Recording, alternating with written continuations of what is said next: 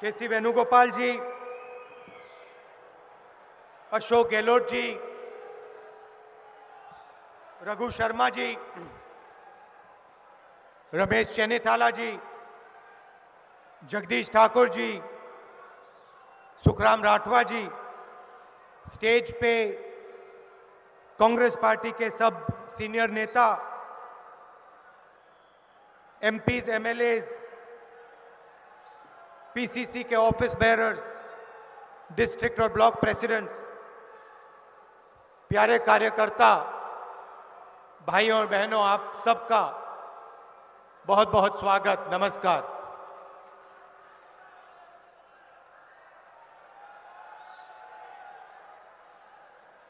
Press के हमारे मित्रों, आपका भी यहां स्वागत।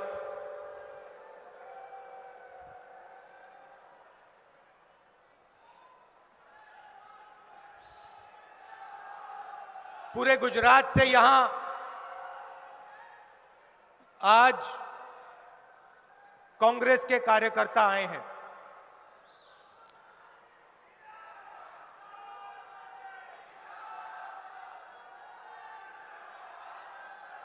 मतलब पूरे गुजरात से, गुजरात के हर कोने से, हर गांव से, हर बूथ से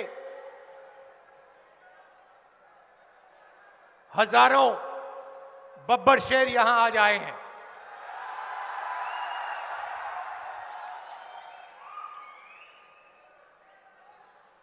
और ये जो बब्बर शेर हैं,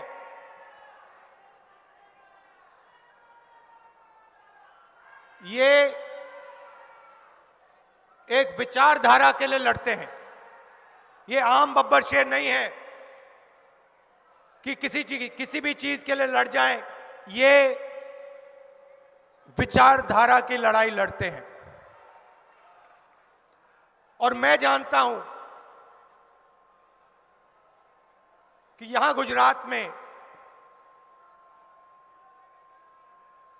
25 साल से आप क्या सह रहे हो, मैं समझता हूं। आपकी लड़ाई एक राजनीतिक पार्टी से नहीं है।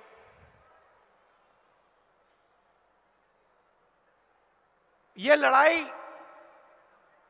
कांग्रेस और बीजेपी के खिलाफ नहीं है, बीच में, इनके बीच में नहीं है। सबसे पहले आपको समझना होगा कि आप किस चीज के खिलाफ लड़ रहे हो, किसके खिलाफ लड़ रहे हो।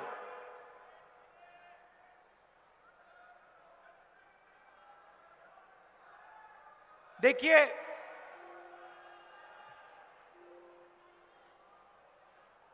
सरदार पटेल जी की बीजेपी ने मूर्ति बनाई। सरदार पटेल जी की दुनिया में सबसे बड़ी मूर्ति बीजेपी, नरेंद्र मोदी जी और आरएसएस के लोगों ने बनाई। सही? सरदार पटेल जी थे क्या? उन्होंने अपनी जिंदगी किन लोगों के लिए दी? वो किससे लड़े और क्यों लड़े? सबसे पहले सरदार पटेल जी सिर्फ एक व्यक्ति नहीं थे। आपने उनकी शरीर की मूर्ति बनाई, मगर वो सिर्फ एक व्यक्ति नहीं थे। वो गुजरात और हिंदुस्तान की किसानों की आवाज थे। मतलब जो भी उनके मुंह से निकलता था, जो भी उनके मुंह से निकलता था, वो गुजरात और हिंदुस्तान के किसानों के हित के लिए निकलता था। अगर आप सरदार पटेल जी को पढ़ोगे, उनके भाषण सुनोगे, उन भाषणों में किसानों के खिलाफ उन्होंने अपनी पूरी जिंदगी में एक शब्द नहीं कहा।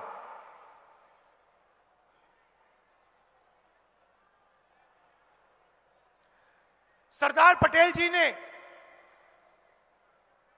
गुजरात के जो इंस्टीट्यूशंस थे, लोकतांत्रिक इंस्टीट्यूशंस, संस्थाएं, उनको खड़ा किया। सरदार पटेल जी के बिना अमूल पैदा नहीं हो सकता। तो बीजेपी एक तरफ सरदार पटेल जी की मूर्ति तैयार करती है, दुनिया में सबसे बड़ी मूर्ति खड़ी कर देती है, और दूसरी तरफ जिस चीज के लिए सरदार पटेल जी जिए और मरे कभी नहीं हो सकता माफ।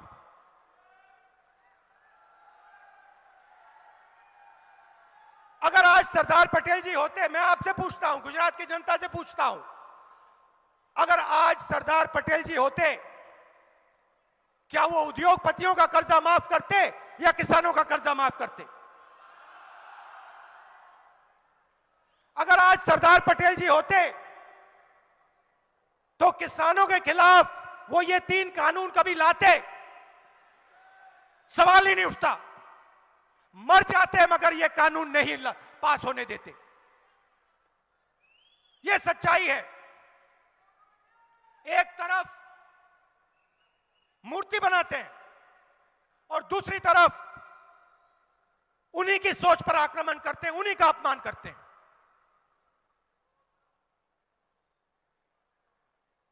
कांग्रेस पार्टी ने छत्तीसगढ़ में, राजस्थान में, मध्य प्रदेश में, पंजाब में, कर्नाटक में किसानों का कर्जा माफ किया।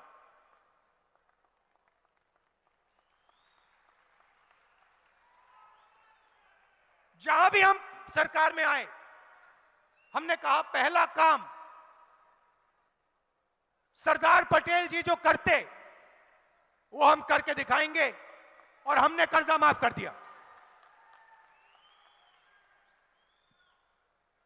और यहां भी 3 लाख रुपए तक का कर्जा हम माफ करेंगे हर किसान का।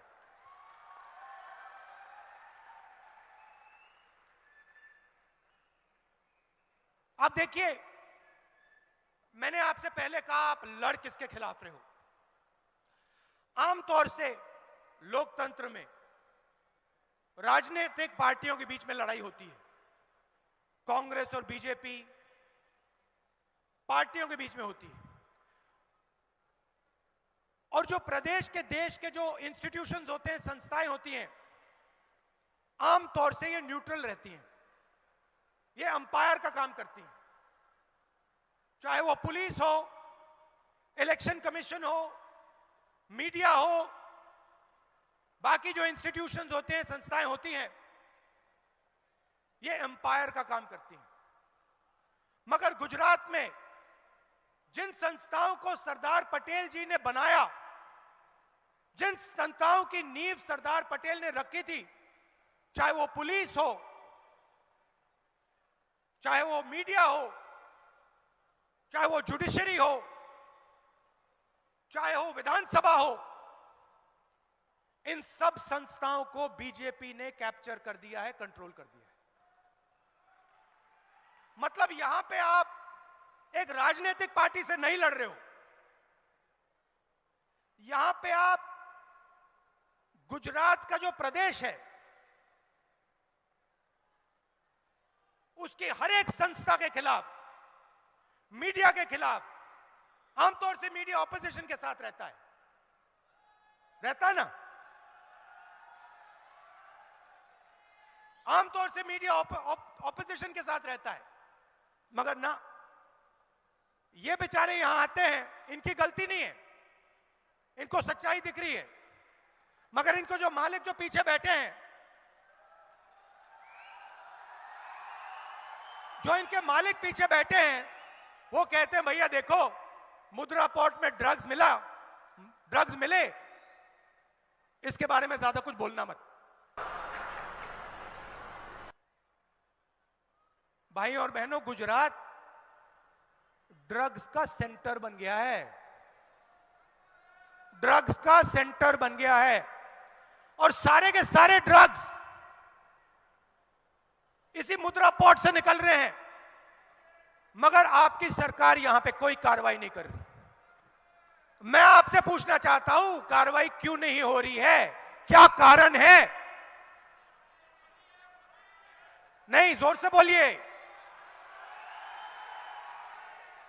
क्या कारण है?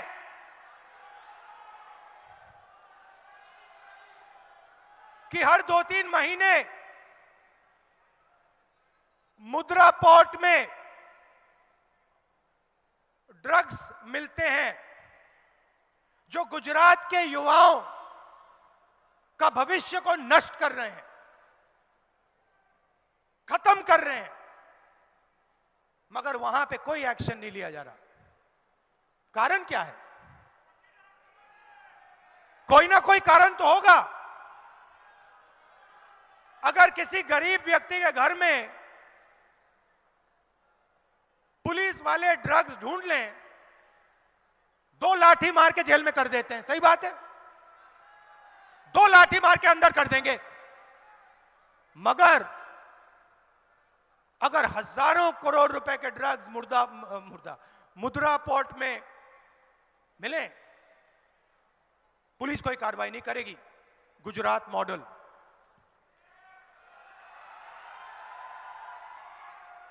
गुजरात मॉडल 2-3 उद्योगपतियों का, 3-4 उद्योगपतियों का राज, 100% मीडिया का कंट्रोल। उन उद्योगपतियों को जितनी भी जमीन चाहिए 2 मिनट में सरकार उनको दे देगी। मगर अगर गुजरात का गरीब हाथ जोड़ के, आदिवासी हाथ जोड़ के थोड़ी सी जमीन मांगे, सवाल नहीं उठता, चिल्लाओ जितना चिल्लाना है, कुछ नहीं मिलेगा। भाइयों और बहनों, बिजली के रेट गुजरात में हिंदुस्तान में सबसे ज्यादा हैं। नेक्सस है, वही 2-3 कंपनियां हैं, वही नाम है। आपके जेब में से पैसा निकलता है, सीधा उन्हीं 2-3 उद्योगपतियों के जेब में जाता है। और ये आप सालों से देख रहे हो। लोकतंत्र पर आक्रमण, गुजरात की जनता पर आक्रमण, कोई कुछ बोल नहीं सकता गुजरात में। गुजरात एक स्टेट है जहां पे आंदोलन के लिए परमिशन लेनी पड़ती है। आंदोलन के लिए परमिशन लेनी पड़ती है। जिसके खिलाफ आप आंदोलन करोगे उसको परमिशन देनी पड़ेगी पहले, आंदोलन करने से पहले। यह है गुजरात। और आपने पूरे हिंदुस्तान को, अगर हिंदुस्तान के किसी भी व्यक्ति को व्यापार समझना हो, बिजनेस समझना हो, तो गुजरात उसको सिखा सकता है। आप सबसे आगे हो, मगर आपकी स्ट्रेंथ क्या थी? आपकी कॉम्पिटिटिव एडवांटेज क्या थी? बड़े अरबपति नहीं, स्मॉल और मीडियम इंडस्ट्री आपकी स्ट्रेंथ थी। जो छोटे व्यापारी होते हैं, मिडिल साइज व्यापारी होते हैं, वो आपकी स्ट्रेंथ थी। आप मुझे बताइए, वो जो आपकी स्ट्रेंथ थी उसका क्या हुआ? क्या गुजरात की सरकार जो छोटे व्यापारी होते हैं, स्मॉल और मीडियम बिजनेसेस होती हैं, क्या उनकी मदद करती है? नोटबंदी से जो छोटे व्यापारी हैं, मिडिल साइज व्यापारी हैं, उनको फायदा हुआ? आप किसी भी दुकानदार से पूछ लीजिए, आपको बताएंगे, सब के सब बताएंगे कि नोटबंदी ने हमें नष्ट कर दिया। गलत जीएसटी लागू की, वही सवाल आप फिर से पूछिए, किसी भी दुकानदार से पूछिए जीएसटी से आपका फायदा है या नुकसान, वो आपको बताएगा नुकसान नुकसान नुकसान। तो अगर किसानों को फायदा नहीं, मजदूरों को फायदा नहीं, छोटे व्यापारियों को फायदा नहीं, स्मॉल और मीडियम बिजनेस को फायदा नहीं, तो फायदा किसको? फायदा किसको? वही 3, 4, 5 बड़े उद्योगपतियों को। पूरा का पूरा गुजरात, आपका पूरा का पूरा प्रदेश उन्हीं 4-5 लोगों के हवाले कर दिया है। एयरपोर्ट हो, पोर्ट हो, इंफ्रास्ट्रक्चर हो, टेलीकॉम हो, कुछ भी हो, उन 5 के पास पूरा का पूरा उनके हवाले कर दिया है। यह आपकी सच्चाई है।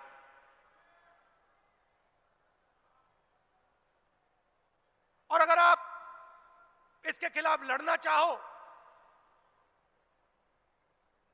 आंदोलन करना चाहो,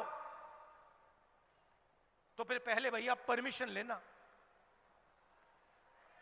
उन्हीं 3-4 उद्योगपतियों की परमिशन लेना। उससे पहले जनता की आवाज मत उठाना। क्या सरदार पटेल जी ने अंग्रेजों से आंदोलन करने के लिए परमिशन लिया था? क्या सरदार पटेल जी अंग्रेजों के सामने गए और उन्होंने उनसे पूछा कि भैया हमें परमिशन दे दो?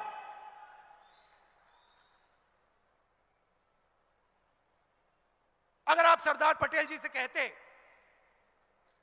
कि एक ऐसा दिन आएगा कि जनता की आवाज उठाने के लिए गुजरात में परमिशन लेनी पड़ेगी, सरदार पटेल जी आपको क्या कहते? सरदार पटेल जी कहते उस सरकार को उठा के बाहर फेंको, निकालो। जो सरकार गुजरात की जनता से कहती है कि आंदोलन करने से पहले तुम्हें परमिशन लेना होगा, उसको निकालो, सरदार पटेल जी कहते। यह सच्चाई है। तो आप किसी एक राजनीतिक पार्टी से नहीं लड़ रहे हो, आप उसी विचारधारा से लड़ रहे हो जिसके खिलाफ सरदार पटेल जी लड़े थे। और सरदार पटेल जी भी आपके जैसे कांग्रेस के कार्यकर्ता थे, कांग्रेस के नेता थे। पिछले चुनाव में मीडिया के मित्रों ने कहा था कांग्रेस पार्टी तो लड़ाई में नहीं है। याद है आपको? कांग्रेस पार्टी तो लड़ाई में नहीं है। मैसेज आया था ऊपर से, कह दो कांग्रेस पार्टी लड़ाई में नहीं है। और 6 महीने में बीजेपी की हवा निकाल दी आपने। 6 महीने में आपने हवा निकाल दी।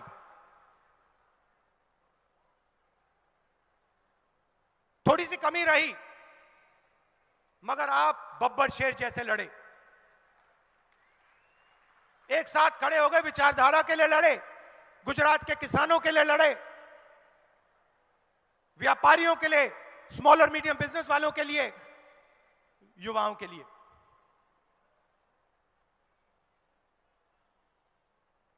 और वही इस बार होगा।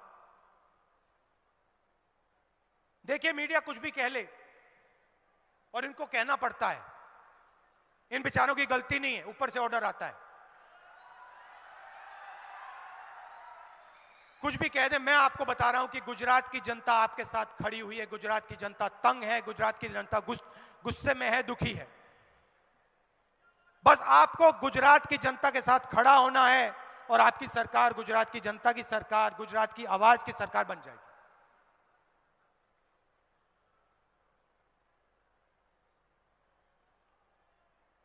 सरकार बनने के बाद गुजरात की जनता के लिए कांग्रेस पार्टी क्या करेगी? पहले मैंने कहा किसानों का कर्जा माफ करेगी 3 लाख रुपए का। पहला काम।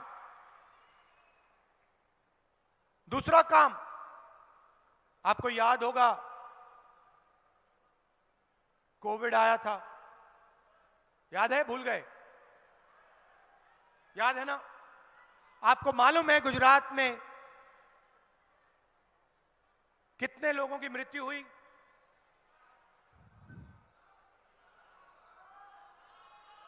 3 लाख लोग, 3 लाख लोगों की मृत्यु हुई। आपने सोशल मीडिया पे, व्हाट्सएप पे, फेसबुक पे आपने देखा होगा, अस्पताल के सामने आपने लोगों को देखा होगा। क्या बीजेपी की सरकार ने कॉम्पनसेशन दिया?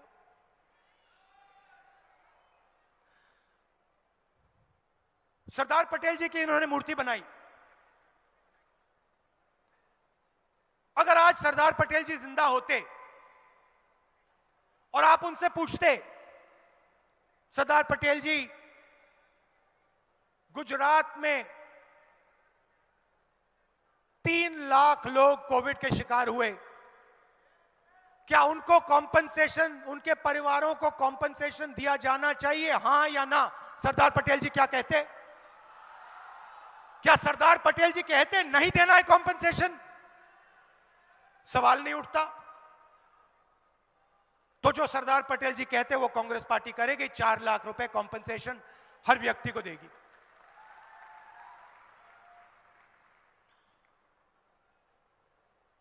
किसानों का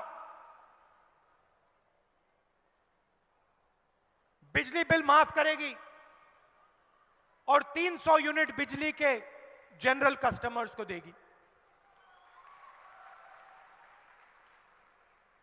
3000 इंग्लिश मीडियम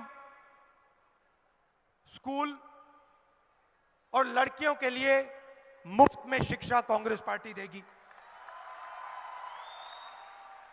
हजारों स्कूलों को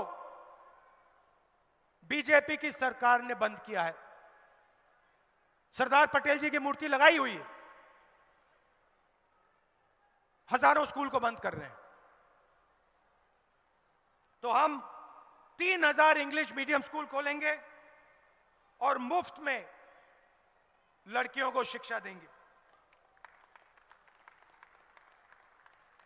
और जो मिल्क प्रोड्यूसर्स हैं उनको 5 रुपए की सब्सिडी, और गैस सिलेंडर जो आज 1000 रुपए का है वो हम 500 रुपए में देंगे। जो यूपीए के समय में 400 रुपए हुआ करता था, जो आज 1000 रुपए है।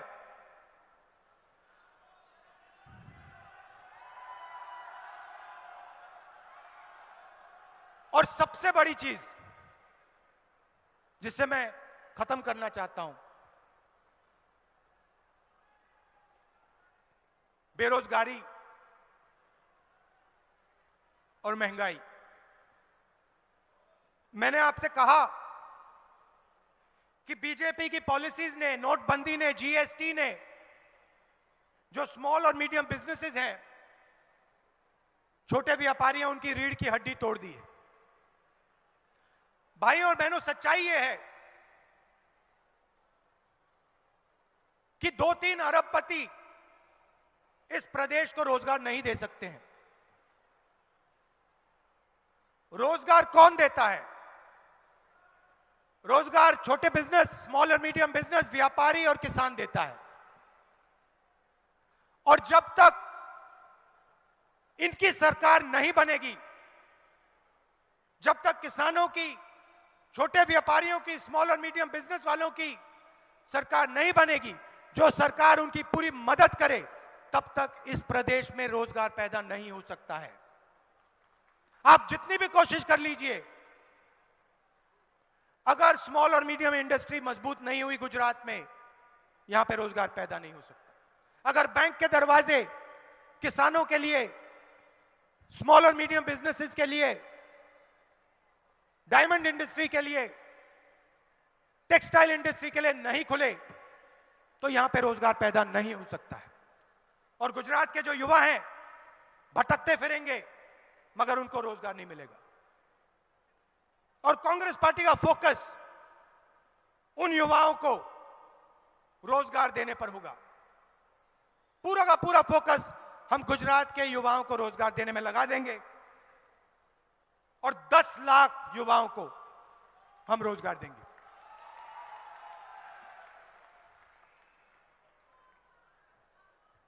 आपके सामने चुनाव है और मैं आपको बता रहा हूं, मैं पिछली बार भी आया था, इस बार भी आया हूं, मैं आपको बता रहा हूं, अगर आप लड़ गए,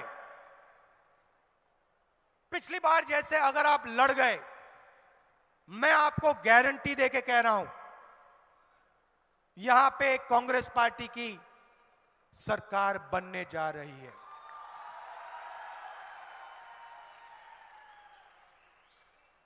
आप देखिए, पिछले 5 साल में कितना भ्रष्टाचार हुआ है। आमतौर से क्रिकेट टीम में अगर एक प्लेयर फेल होता है, एक प्लेयर को हटा देते हैं। गुजरात की